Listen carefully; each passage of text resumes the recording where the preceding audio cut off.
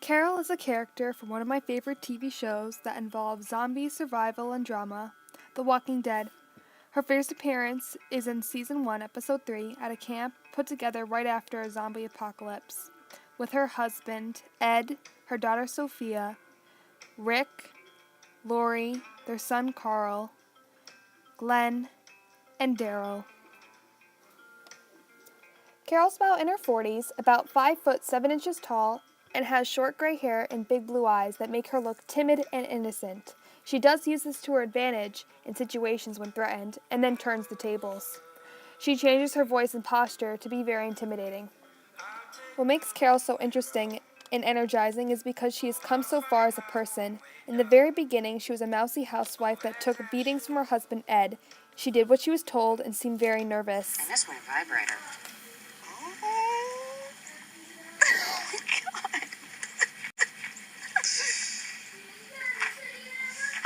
Me too.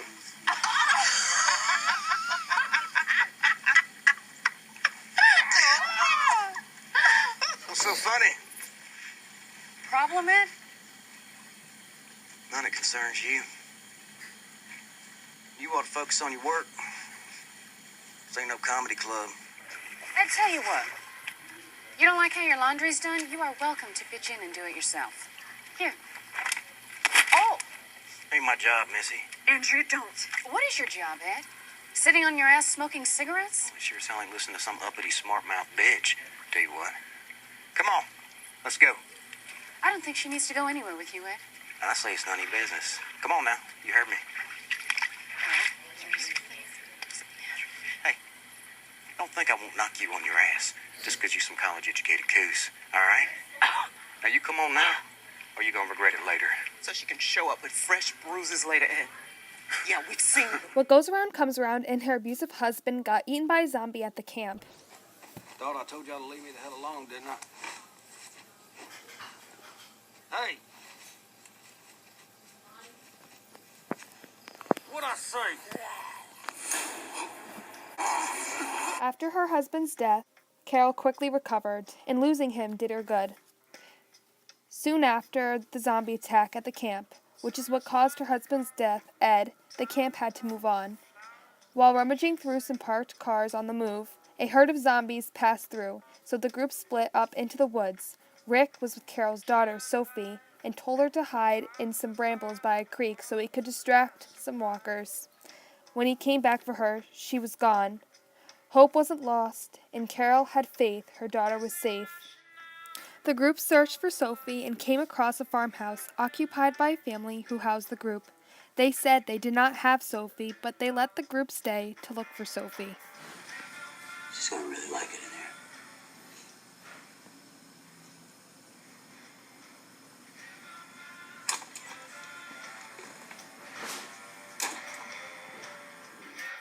After many days and days searching, they found out Sophie was at the farm all along, but she was kept in the barn, and she was a walker.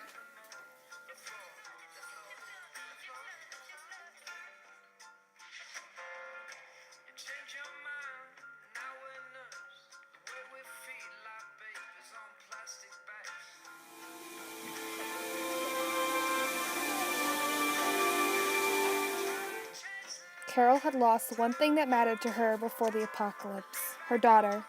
She had no one to look after, and no one to control her, so she evolved into her stronger self.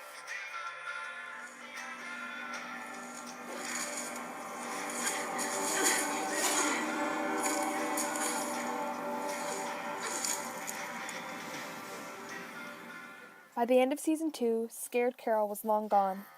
She learns to shoot, learns survival tactics just by challenging herself out in the open. Although Carol may talk and walk like a bad ass, she really is always thinking of the greater good for her group and will put herself before her group. Her group becomes her family, and she is very resourceful and uses her previous experiences to help Rick make decisions. What Carol has said is, if you want to live, you have to be strong. This is really what Carol lives by and is what keeps her going. She has also said, I am hardly the woman I was a year ago, which is so true. just comparing the way she was in season 1 to season 3. 2 words to describe Carol would be independent and clever. She proves to be independent after her daughter's death and less dependent of the group. She has been on her own throughout the seasons more than once and has managed to survive the most sticky situations by using her cleverness.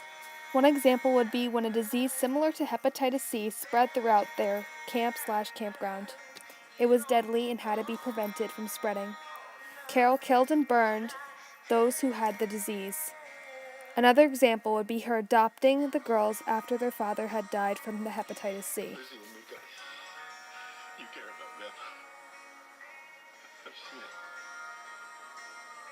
They don't have anybody else. Kids of their own. And can you look at me? There you go.